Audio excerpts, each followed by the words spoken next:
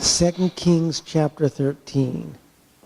I'm going to go ahead and read that whole chapter. So if you have it, you can read along. If not, just listen. After I'm done reading, then I'll go ahead and pray. It says this. It says, in the 23rd year of Joash, the son of Ahaziah, king of Judah, Jehoahaz, the son of Jehu, became king over Israel and Samaria, and he reigned 17 years. He did evil in the sight of the Lord and followed the sins of Jeroboam, the son of Nebat, with which he made Israel sin. He did not turn from them. So the anger of the Lord was kindled against Israel, and he gave them continually into the hand of Hazael, king of Aram, and into the hand of Ben-Hadad, the son of Hazael. Then Jehoahaz entreated the favor of the Lord. Man, could you imagine having that name? Whew.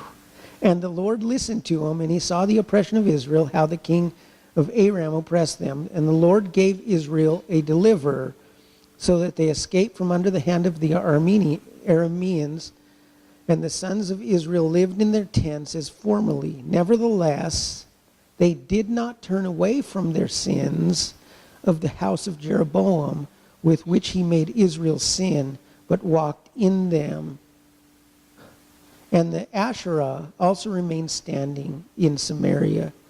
For he left to Jehoahaz of the army not more than 50 horsemen and 10 chariots and 10,000 footmen. Golly, wow. For the king of Aram had destroyed them and made them like the dust at a threshing. Now the rest of the acts of Jehoahaz and all that he did and his might, are they not written in the book of Chronicles of the kings of Israel? And Jehoahaz slept with his fathers, and they buried him in Samaria. And Joash, his son, became king in his place. In the 37th year of Joash, king of Judah, Jehoash, the son of Jehoahaz, became king over Israel in Samaria and reigned 16 years. He did evil in the sight of the Lord. He did not turn away from all his sins of Jeroboam, the son of Nebat, with which he made Israel sin, but he walked in them. Now the rest of the acts of Joash, and that all that he did in his might, with which he fought against Amaziah, king of Judah, those names are really messing with me. Are they not written in the book of the Chronicles of the kings of Israel? So Joash slept with his fathers, and Jeroboam sat on his throne, and Joash was buried in Samaria with the kings of Israel. When Elisha became sick with the illness of which he was to die, Joash, the king of Israel, came down to him and wept over him and said, my father, the chariots of Israel and its horsemen. Elisha said to him, take a bow and arrows. So he took a bow and arrows. Then he said to the king of Israel, put your hand on the bow, and he put his hand on it. Then Elisha laid his hand on the king's hand, and he said, open the window toward the east. And he opened it. Then Elisha said, shoot. And he shot. And he said, the Lord's arrow of victory, even the arrow of victory over Aram, for you will defeat the Arameans at Aphek until you have destroyed them. Then he said, take the arrows, and he took them. And he said to the king of Israel, strike the ground. And he struck it 3 times and stopped. So the man of God was angry with him and said, you should have struck 5 or 6 times, then you would have struck Aram until you would have destroyed it. But now you will strike Aram only 3 times. Elisha died, and they buried him. Now the bands of the Moabites would invade the land in the spring of the year. As they were burying a man, behold, they saw a marauding band, and they cast the man into the grave of Elisha. And when the man touched the bones of Elisha, he revived and stood to his feet. Notice that? And it says, and when the man touched. It doesn't say when Elisha touched. It says when the man, because that's going to be key. When the man touched, when the dead man touched Elisha's bones, he came to life. There's something in that. Now Hazael, king of Aram, had oppressed Israel all the days of Jehoahaz, Jehoahaz, but the Lord was gracious to them, had compassion on them, and turned them because of his covenant with Abraham, Isaac, and Jacob, and would not destroy them or cast them from his presence until now. When Hazael, king of Aram, died, Ben-Hadad, his son, became king in his place. Then Jehoash, the son of Jehoahaz, took again from the hand of Ben-Hadad, the son of Hazael, the cities which he had taken in war from the hand of Jehoahaz. His father, 3 times Joash defeated him and recovered the cities of Israel.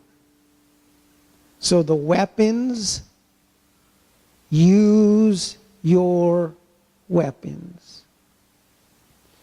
And I want to keep, there's just a few, I'm going to kind of go over a few of these things, but I really, there's 2 areas that I really want to key in on today. But number 1, in 2 Kings 13, 14 through 19, it's when Elisha was dealing with the king, and he said, put your hand, or grab your bows and grab your arrows. Grab your bow and grab your arrows. Which his idea was to demonstrate your intention. Number 1, when we're at war, and when we are at war, we have to demonstrate our intention to fight. It's not good enough just to know that you're in a fight. You have to demonstrate, at least your starting place is to demonstrate your intention to fight. I intend to fight, so if I intend to fight, I'm going to grab my what? My bow and arrows. I'm going to grab my armor. So I at least start out with good intentions. But you watch the progression of things. So he started out, demonstrate your intention to fight. Take your bow and arrows. Now in that story, go back and read it, because it's really the whole thing. You'll see how it plays into everything that I'll be talking about. But it's not just remorse. He wasn't telling the king to just be remorseful over the things of the past, over the things that brought you to a place of where you weren't just supposed to be remorseful and sorry for those things. You were supposed to be, and I hate using these terms because the world uses them, and sometimes we start thinking like the world when we use them, but being proactive in your faith towards God by at least grabbing your bow and your arrows. And you got to understand who was involved in this story. 2 guys. One was Elisha, and Elisha was sick. He was basically on his deathbed when the king, who was completely defeated, came to him. They were not these young, studly guys in good health. They were both weak completely, and Elisha was ready to die. He was at the verge of death. I mean, now when we have that coach that I was talking about early, Jim Tracy, has ALS, which is Lou Gehrig's disease. And I think he's still alive even to this day, but it started happening back in the day of Lou Gehrig. It happened quick. But it's a little bit slower, but he was just running one day. He was a runner, the coach, Jim Tracy, was running one day, and he noticed, and what that disease does, it eats up your muscle and your tendons and your strength. And he was running, and he noticed one of his feet was just flopping. So he would be running, and his foot would come up and just flop. He was like, something's wrong. And then he started losing strength over here. And he wasn't the type of guy to go to the doctor. And then one day he was walking up this, I think up these stairs or out to practice. And he looked at his hand. And you know that piece of meat right there, that muscle? He was gone. He was like, all this stuff is adding up. Something must be wrong with me. And that's when he went to the doctor. But I think he's still alive to this day. But he was in good health, where now he's not. Now he has to go around in a walker and in one of those wheelchairs that are motorized. But he was healthy over here. He's not. But he still has his ability to what, coach? Well, Elisha was in that same state when the king came to him and said, man, I need your help. And he said, okay, I'll help you. Now you grab your bow and you grab your arrows. And it was only when the king grabbed it and he put his hand on it. Then the Bible goes on to say, he said he put his hand on it, and then it was when the king put his hand on it, that was when Elisha put his hand over the king's hand.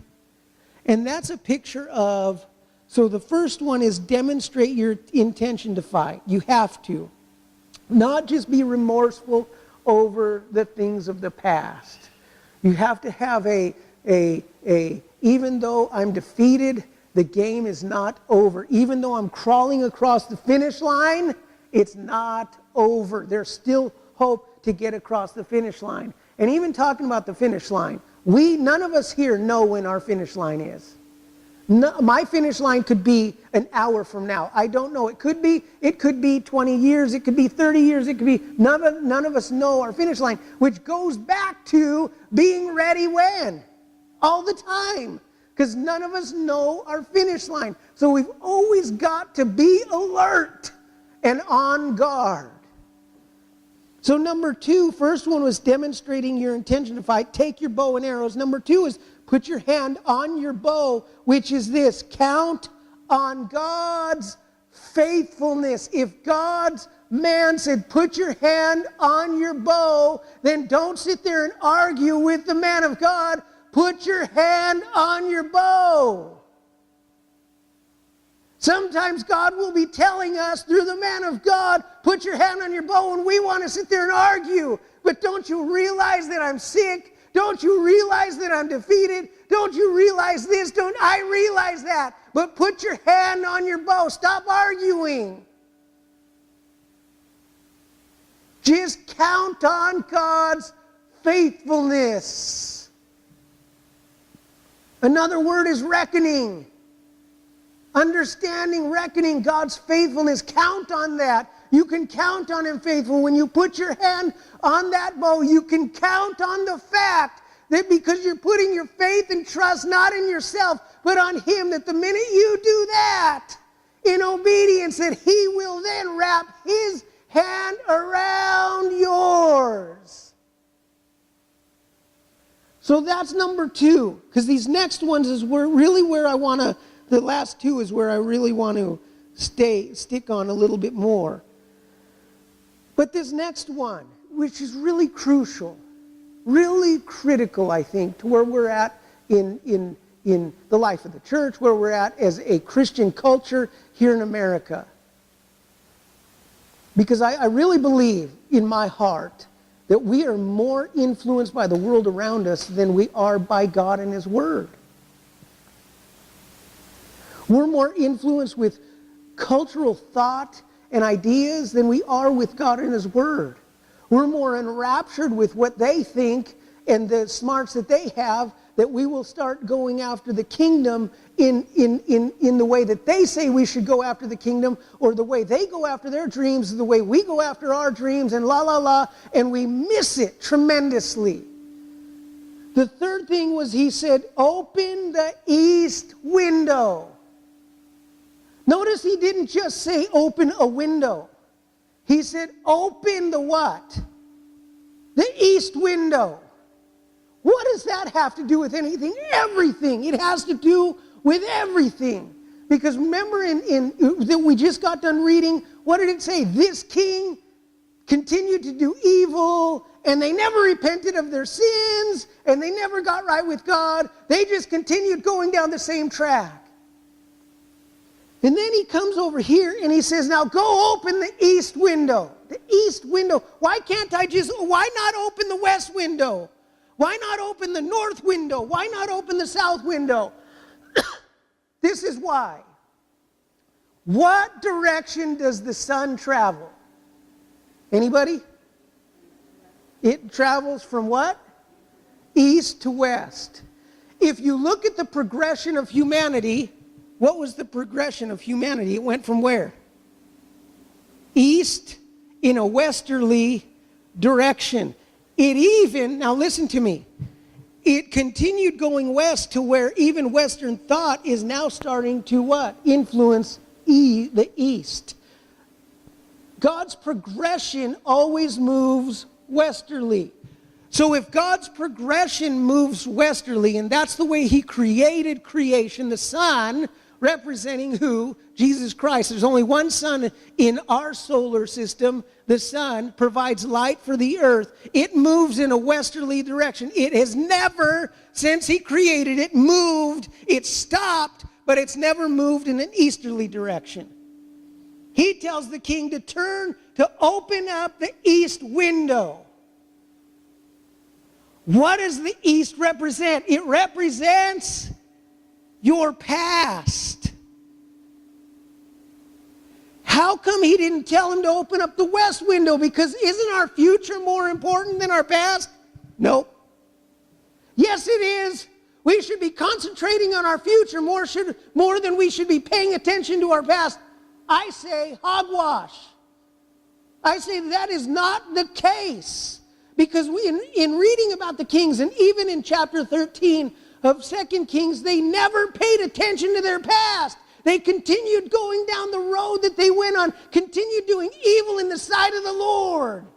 They never reckoned, they never dealt with their past. And now when the king comes to Elisha, he's saying, open up the east window. Let me ask you this, which is clearer, your past or your future? Which is clearer, your past or your future? Do you know what's going to happen tomorrow outside of the sun rising?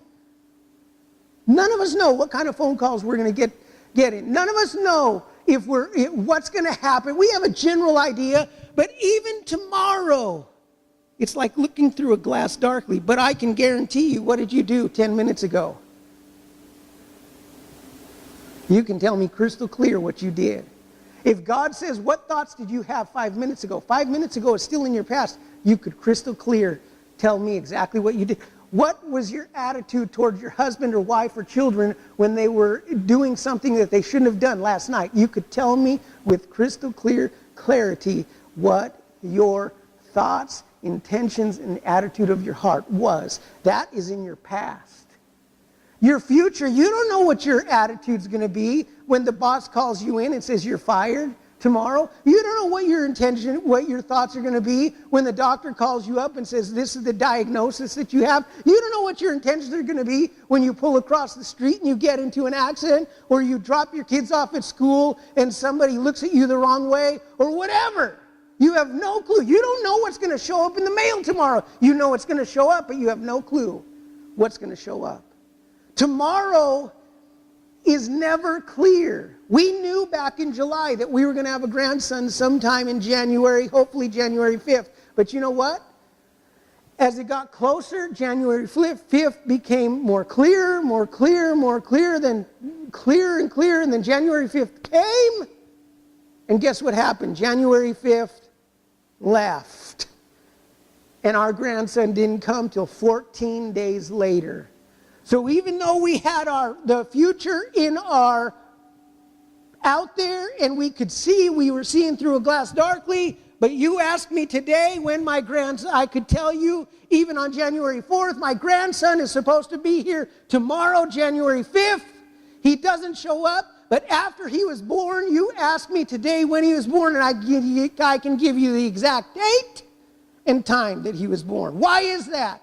Because we know our past is crystal clear. Our future never is. And you know what the world wants you to pay attention to? Your future. God goes, I want you to look into your past. Because you have to be honest with yourself about your past. I don't know what's going to happen tomorrow. I have no clue. I can tell you what I hope will happen tomorrow. I mean, we have a whole industry called the green industry based off of a false science called what? Called global warming. And they tell us maybe 1,000 years, when all of us are dead and gone, that this is going to happen.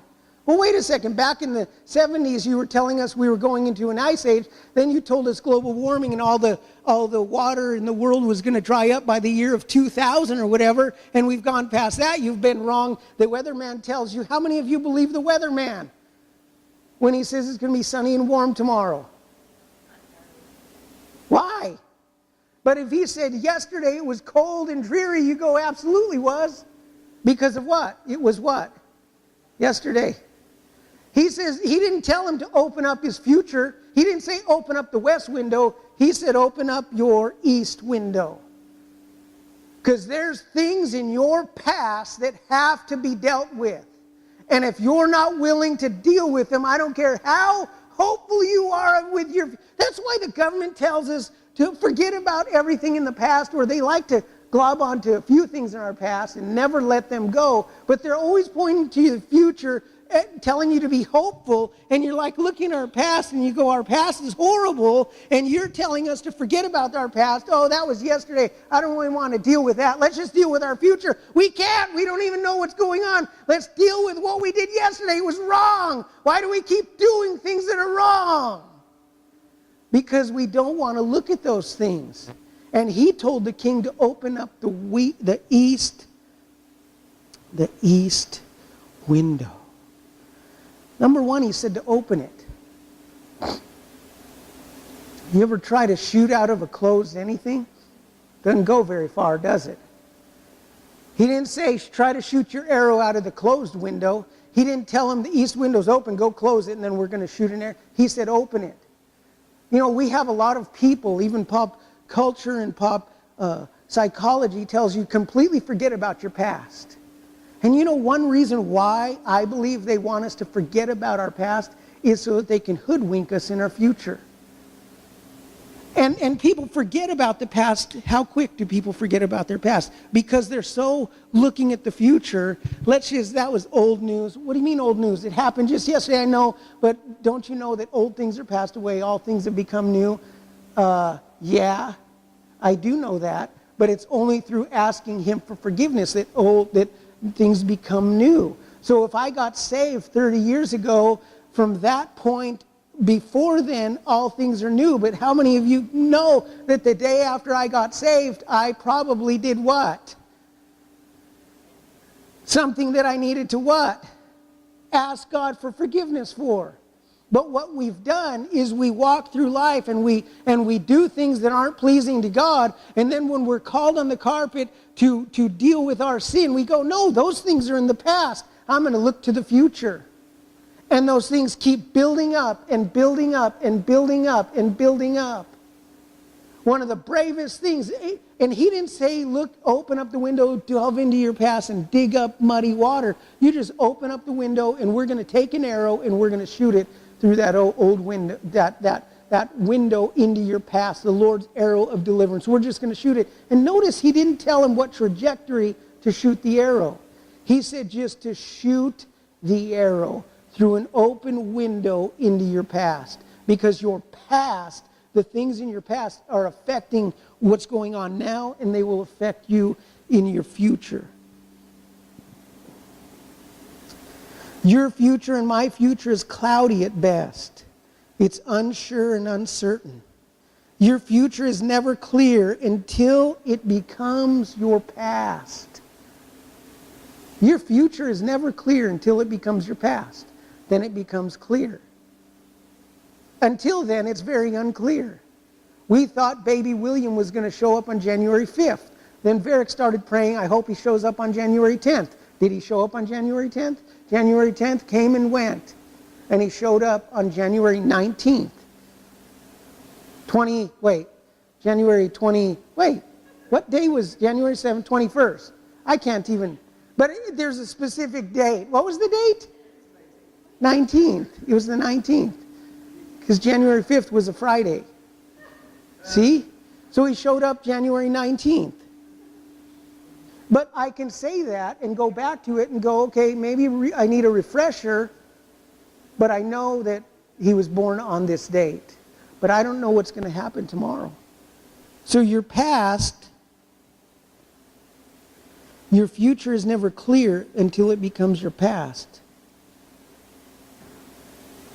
Look not with confidence and boldness at your past, but with assurance of God's grace and mercy to change your past, to forgive your past, so that you can have a great future. But let me ask you this.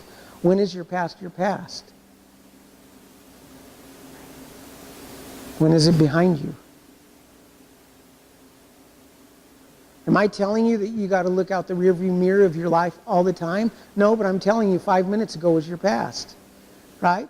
Thoughts that you guys were thinking even 2 minutes ago are what? They're gone. They came and they went.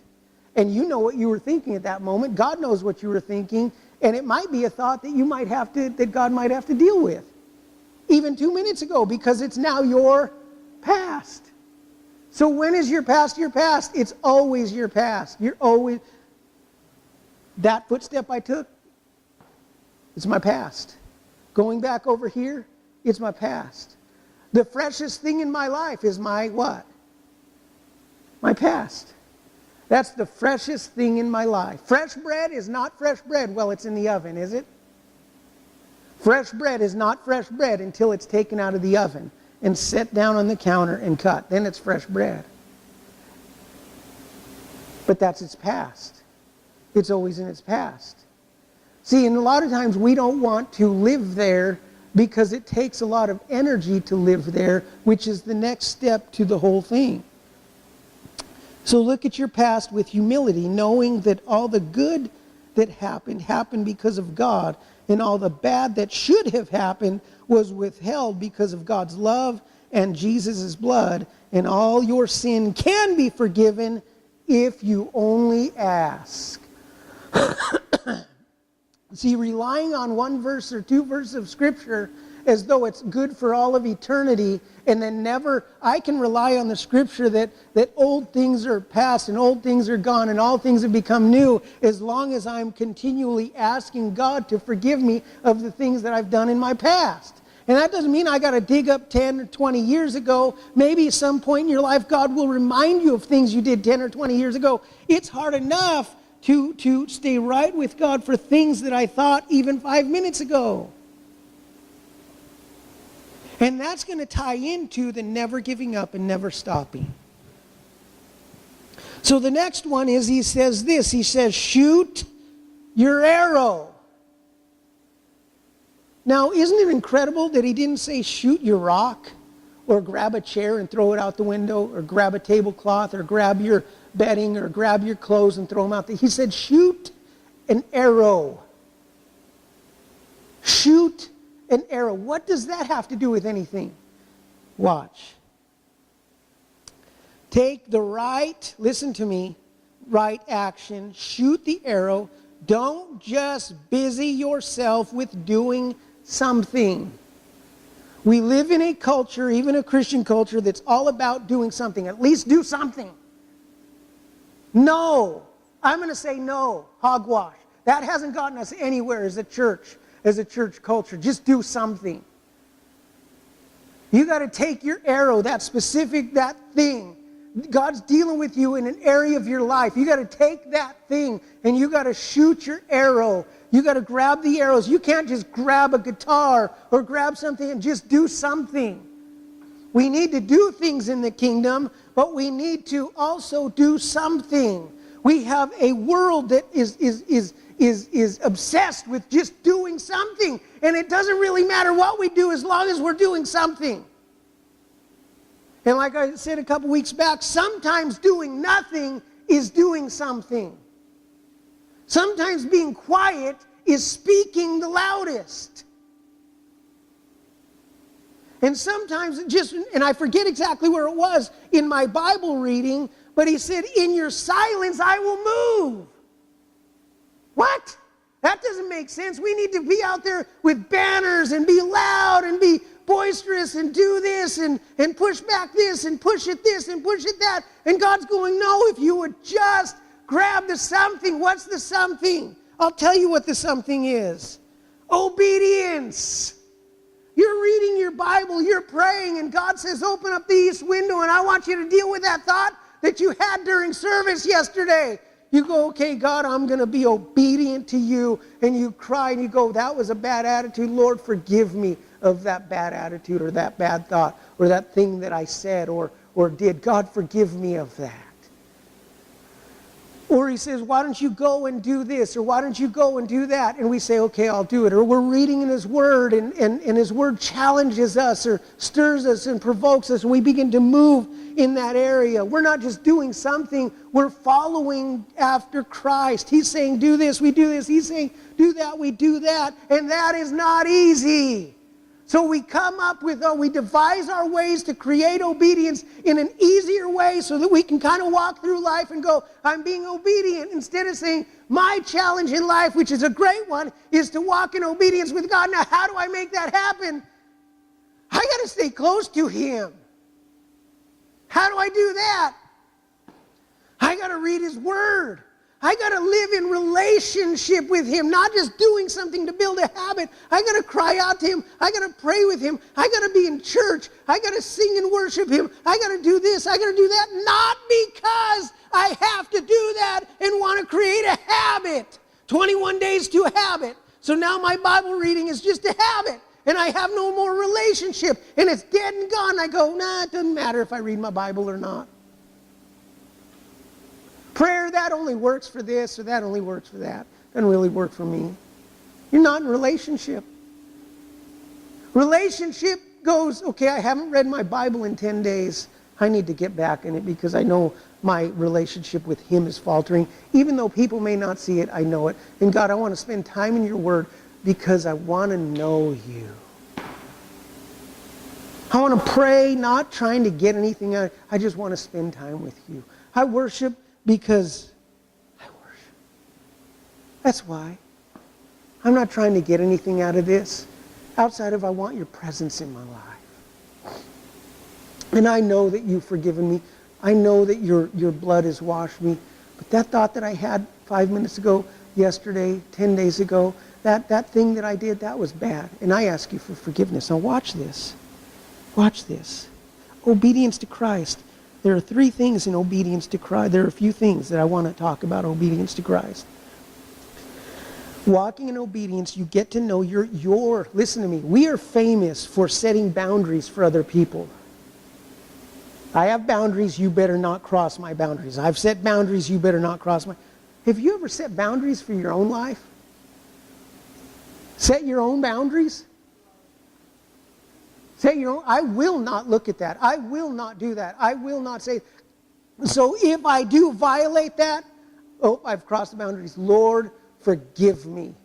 And then when you start setting boundaries according to not just what you think, but you start in spending time with God, you start discovering boundaries that should be set. And God goes, why don't you set that boundary in your life? And you go, okay, God, I'll set that boundary in my life. Watch this. Know your boundaries. Watch. 2 Corinthians chapter 10, verses 13 through 15. And this is the scripture, this isn't the specific verse, but in this is when Paul is talking to the church of Corinth, and he says that my weapons of my warfare are not carnal. But then he goes further. Now, this could be a weapon of your warfare is to know your boundaries. Watch this. He said, but we will not boast beyond our measure. What? We will not boast beyond our measure. This is the great Apostle Paul. You would have him come into the Church of America and say, stop boasting and bragging beyond your measure. We don't want to go hear him anymore. He's not talking the gospel because the gospel says everything's unlimited and I can do anything and da-da-da and da-da-da. I'm being told by somebody I need to know my own limits and I need to live within my own bounds. No! God's an unlimited God. God can do anything. Yeah, and in that anything, God says, know your boundaries. He said, but within the measure of the sphere which God apportioned to us as a measure to reach even as far as you, for we are not overextending ourselves as if we did not reach to you, for we were the first to come, even as far as you in the gospel of Christ, not boasting beyond our measure, that is, in another man's labors, but with the hope that as your faith grows, we will be within our sphere enlarged even more by you. So I can live within the boundary limits that God starts setting within my life. And at the same time, because I'm living in relationship with Him and with others, and as we're growing in God, at the same time, we become enlarged on the inside while living within our limits and our boundaries. Stop setting boundaries for other people and start setting boundaries for yourself. And don't set boundaries for yourself that limit you on what you're going to do for God. Set boundaries for yourself on how you're going to live for Him.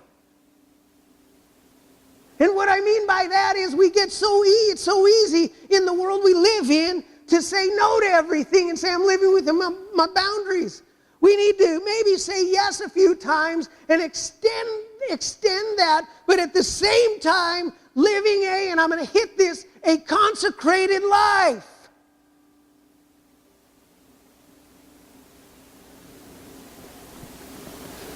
So that's number one, is know your boundaries. Number two is consecrate yourself. Separate yourself unto God. Exodus 30, 26 through 29. With what? The oil or the perfume that the perfumers made. With it you shall anoint the tent of meeting and the ark of the testimony and the table and all its utensils. These are inanimate objects. And God's saying, go anoint those inanimate objects. He doesn't finish there.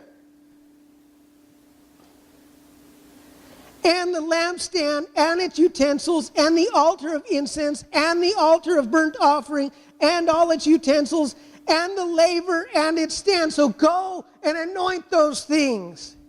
You shall also consecrate them that they may be most holy, and whatever touches them shall be holy. Wow!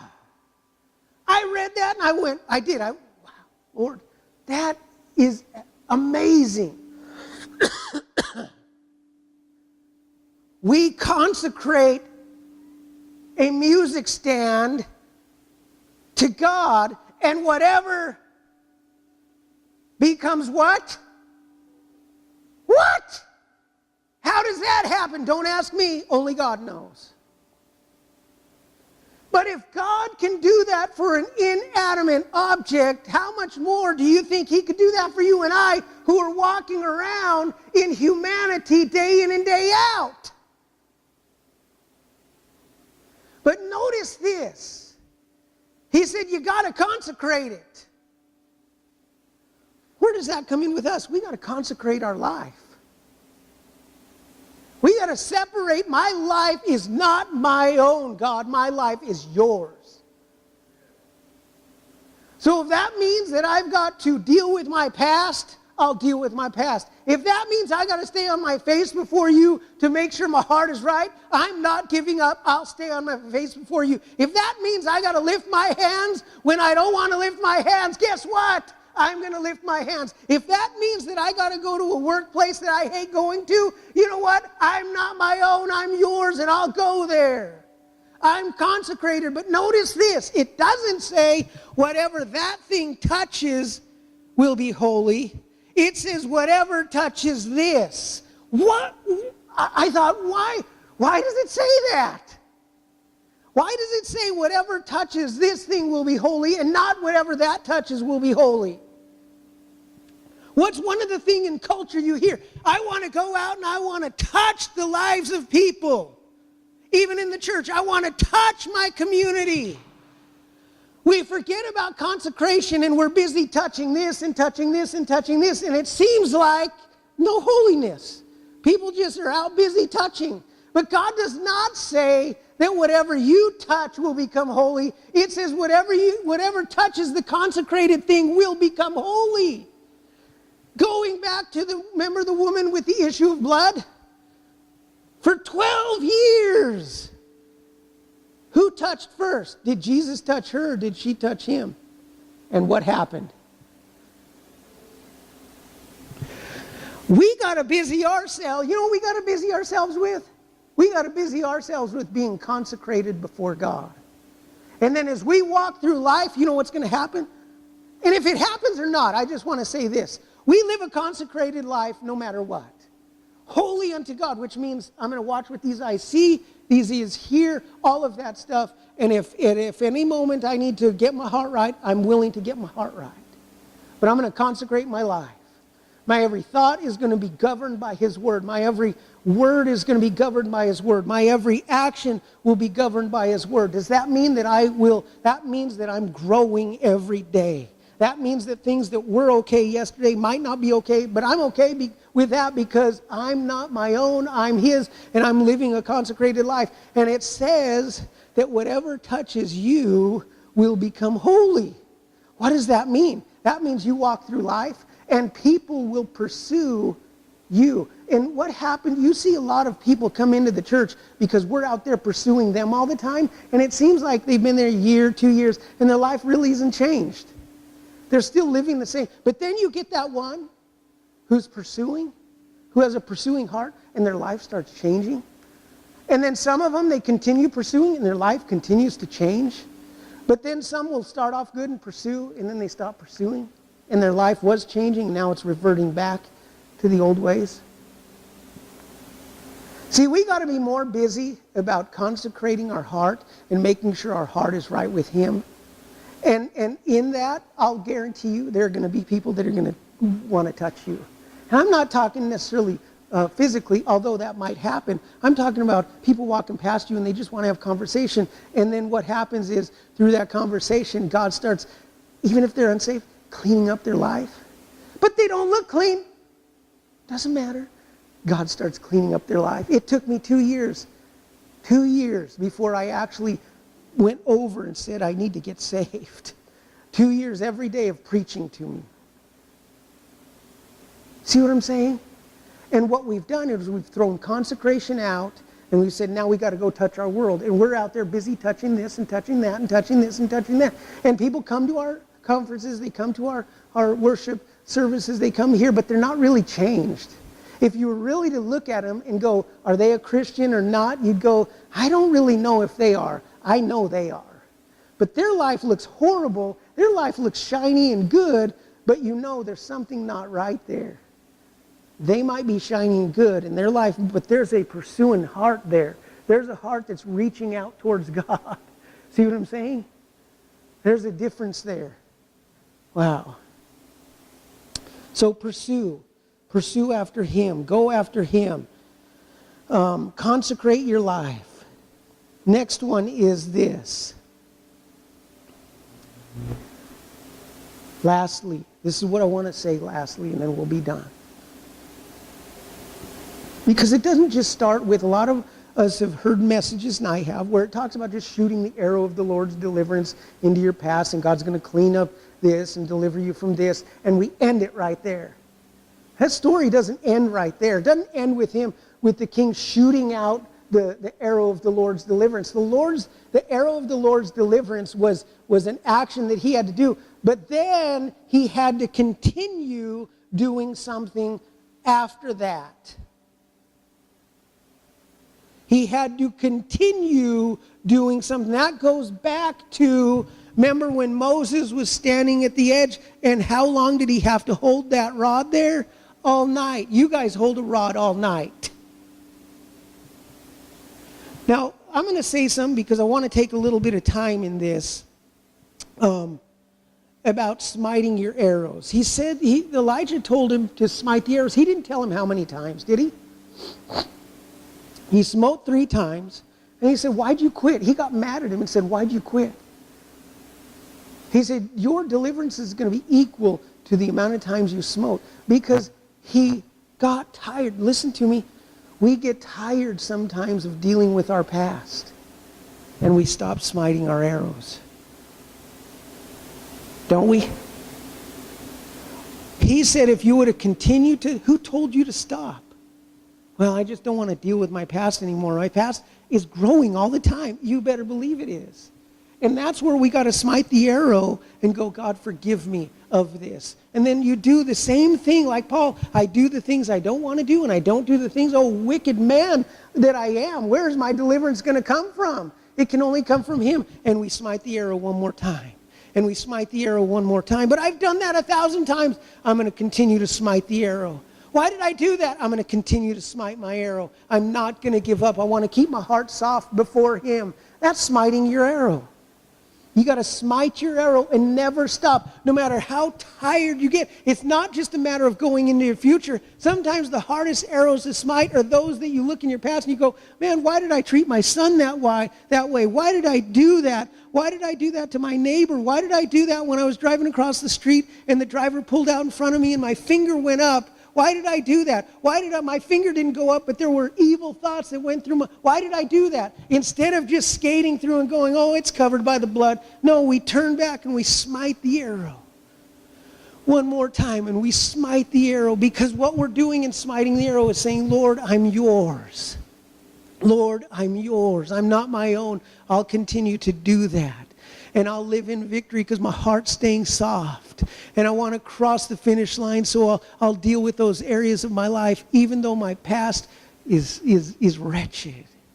I don't shine away from that, because my future will become my past. Now watch this. He says, to the measure that you're willing to go like this is the measure that your cup will be filled. Sometimes our measure isn't filled and we don't have the life of God within us because we stop smiting our arrows. We stop taking responsibility for those thoughts, those deeds, those things, because we think, oh, they've been washed with the blood. I don't need to deal with that. I just need to stay focused. No, God, I need to deal with that. And it's tiring. How come it seems like all I do is bad? It's because I'm a human being, but being a human being doesn't give me the right to continue doing those things that are wrong. I still need to smite that arrow and come to you and say, Lord, I ask you forgiveness. And sometimes we don't want to do that. So fill your cup up. Now I want to say something about I had mentioned about, because in filling your cup up, you need to outlast your enemy. A lot of times we don't have victory because we don't outlast our enemy. We need to be able to outlast our enemy and look at the devil, look at the enemy and say, and look at yourself and say, even though I've done that for 1,000th time, I'm still going to run to him and ask him for forgiveness, because just because I did it 1,000 times over does not mean that thing is okay, and it does not mean that God is okay with that thing. So I'll continue to say, that's wrong. Why did you do that? Smite the arrow, Lord, forgive me. That's wrong. Smite the arrow, God, forgive me. Oh, wicked man that I am. We still have a place of deliverance. Never give up. Never tire at what seems tiresome. Never deny your past. Never run from it. Now watch this. The next one is don't disqualify ourselves. Now what I mean by that, and I'm going to say this and I'll be done, is I had mentioned about Holland Reynolds and how she was getting ready to cross the finish line only a few meters away, and the official said, do you want me to help you? And she said no. Now in life, in culture, and I've heard it numerous times and you guys have, we look at somebody denying help as though they're prideful. You're just too prideful to take help. Why do we do that in the kingdom when our help comes from God? Now, am I saying that we don't need to rely on other people? About a month and a half ago, I preached a message talking about independent, which is I can do things on my own, or I'm better at doing things on my own, or I'm dependent, which means I can never do anything on my own. God doesn't want either. What he wants is interdependence, which means I can do things on my own, good, but I can do things with other people, good too.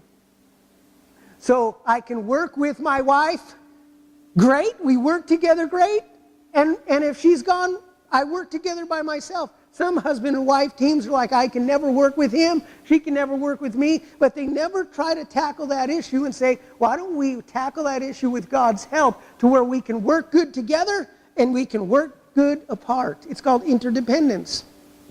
And what I'm talking about is not to where we deny help when somebody comes to us for help. Now watch. I'm going to use a couple of Bible examples. We disqualify ourselves when we don't run to God first. Sure, that guy could have grabbed her and taken her across the finish line, but she would have been disqualified. Listen to me. We live in a culture where people are always, I need help here, I need help here, I need help here, I need... Great, we all, if we have not come to that conclusion as human beings that we need help, we need help. All of us do. But where does our help come from? First and foremost, it comes from God. But a lot of times we're trained in Christianity to run, in the name of God, to run to others first. Now watch. Your help comes from God. My help comes from God. Examples. Aaron and Hur. Remember Aaron and Hur when they were fighting? Every time Moses' hand was up, they were winning. Every time it fell, they were... Now watch this. Read the story. They noticed that every time his hands were up, they were having victory. And every time his hands went down, they started getting defeated. And who came to his aid? They did. He didn't go after them. They noticed something was up, and they came after him. And he didn't deny them from helping him. It wasn't like, I need your help, get over here and help me. It was like, we noticed he needs our help. Moses, we're here to do whatever you want. We'll help you. We'll hold your... See the difference? Moses was like, God's on my side. His hands went down, and the guys started noticing every time they go down, they start getting defeated. Let's go up there, Aaron. Let's go up there, Hur, and let's help him, and let's hold his hands up. And when they did that, did Moses deny him? Nope, he didn't. But who noticed it? Moses might have known he needed help, but he knew God was big enough to bring him an Aaron and a Hur. He didn't lower his thing down and say, now I got to go out and I got to muster up some help, get some guys to help me, and then I'll come back to this God. So in the meantime, let's press pause on this battle. No, he said, God, you're my help. And if you're my help, I know that you can grab me some guys to help me hold up my arms. And guess what? God did. Remember Barnabas and Saul? Charlene reminded me of this earlier during praise and worship. Remember when Saul was blinded? And he was crying out to God in his blindness. And who did God, in his crying out and worshiping God, who did God send him? Barnabas. To do what? To pray for him. The point is, where was Paul? Paul wasn't going, I need some help. I need somebody come here and pray for me and help me. He was crying out and worshiping God. And in crying out and worshiping God, God heard his prayer. And God tapped Barnabas on the shoulder and said, come here with me over here. Now lay your hands on this fella. Right? Who went and got the help? That's challenging. I don't know if that's challenging to you. That will challenge your faith. God, when do I step in and ask for help? I need help, Lord. I'm just going to go make it. I got to go make it happen. That's not what Paul did. Cornelius and Peter. Cornelius is over here, a man devout, upright before God, wasn't saved, crying out to God. God heard him. In the meantime, Joppa over here, where's Peter? Praying. And God's giving him a vision. God, why are you giving me that vision? It doesn't make sense. Why is this happening? It doesn't make sense now, but it will in a little bit. And then God said to Cornelius, God told Cornelius. See, it's one thing if we're out there searching for help, but when God says, Pastor Michael, go and get help, you know what? I'll go get help. But until then, I'll just keep crying out to him, and maybe he'll bring me some help. But what did he say? He said, take some of your guys and have them go over to Peter over here in Joppa and get him and bring him back. And he got him and brought him some help. And in that time, God used Cornelius and said, you need to muster up some guys to go over there and get your help. Your help's over here. See, that goes to obedience. That goes to the challenge of obedience. When do I go? When do I don't go? Well, God, I made a mistake and I went. Okay, Lord, I ask you for forgiveness because I moved when I shouldn't have moved. See what I'm saying? Then you have David, who was always laid everything before God first. And then if God decided to help him through another individual, God did it. But if God didn't, guess what? He laid his requests, he made his requests known to God constantly. Remember Hannah? Hannah did the same thing. She cried before God constantly until who moved? You're telling me that she wasn't doing what needed to be done with her husband while she was crying out to God? She was. But God didn't respond to that, did he? He responded in due time. Her deal was, whether Eli looks at me cross-eyed or not, I need to bear my heart before God. Remember when Jesus was in the garden? He took Peter, James, and John with him to the garden. And that's when he went to the garden, who showed up? Moses and Elijah showed up. He was praying, and God allowed Moses and Elijah to show up. I want to challenge us to, because I think sometimes we will disqualify ourselves because we might run to God and say, God, I need help, and then we run out and we get our help, the help that we need, and then we use the Bible to substantiate that type of living, and then we get into a habit of that to where we grow to where we stop even asking God for help, because after all, in the Bible it says God will help those who help themselves, right? You cannot find that in the Bible at all. But what we need to do is grow in our ability to say, God, either you're going to help me or it's not going to happen. And God will help you every time. And maybe, God, it's not the right time. Maybe God wants to deal with your heart a little bit and deal with some areas before he brings some help, so that when you get the help, you respond to him correctly. And you don't go, oh, it's because I went out and I got the help I needed. So the lesson I learned is I just need to go out and make things happen. I will venture to say that if you saw your daughter 5 meters from the finish line, your instinct would be to what?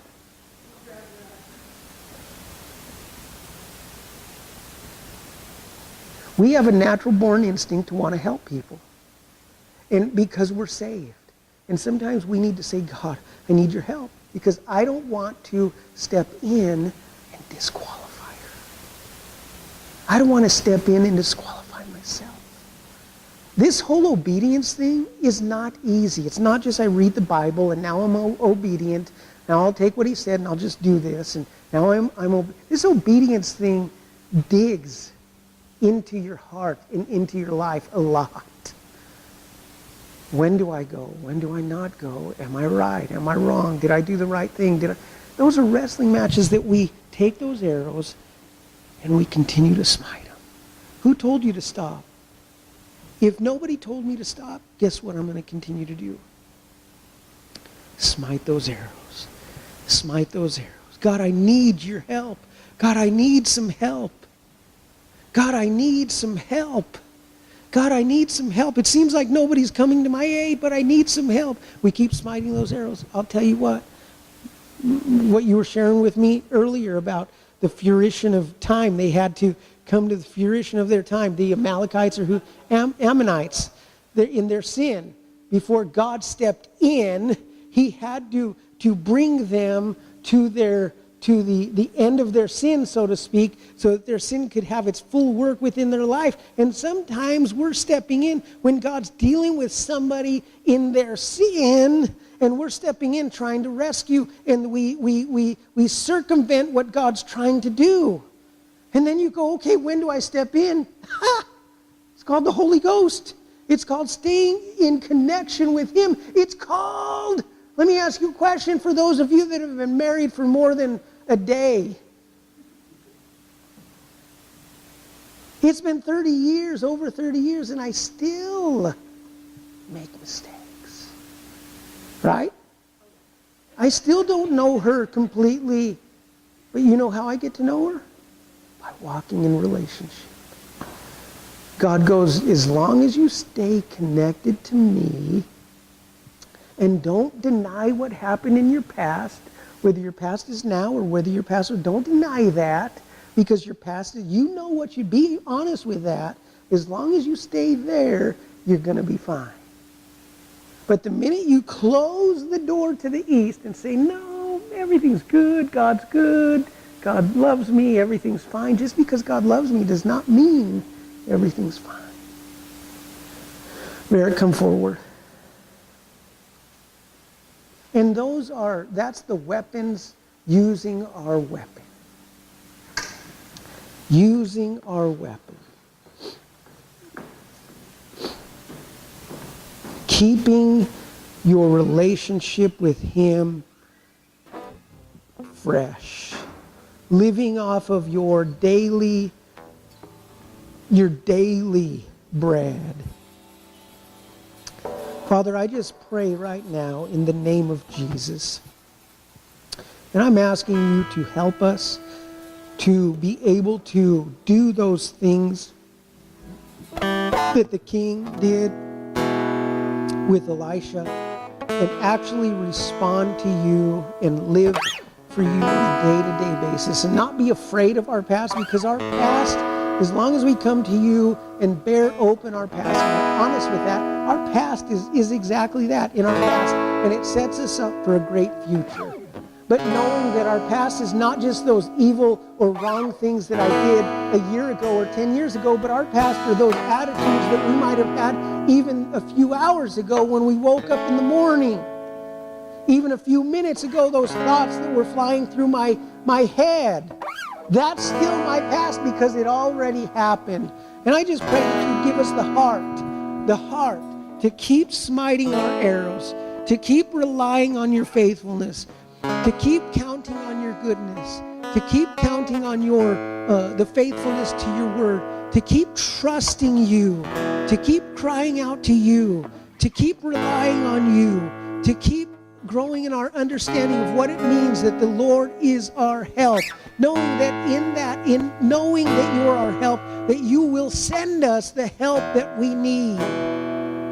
Because in your command to Moses to build the tent of meeting, to build the tabernacle, you sent him the helpers, and they were overwhelmingly desirous to help. And they came to his aid, and they built that tabernacle exactly the way you told Moses to build it. So, Father, I just thank you and praise you that we have what we need right now. But I know that we're going to need more in the future, and I'm just asking you for help. But I'm asking you, more importantly, to help us to grow in our relationship with you, so that as we consecrate our life to you, and as we walk out and about in the world that we live in, that all those who pursue you and even pursue us and touch us, that just as we're holy by our consecratedness to you, that they become holy. So, Father, I just thank you and praise you for it now. In Jesus' name. And everybody say amen.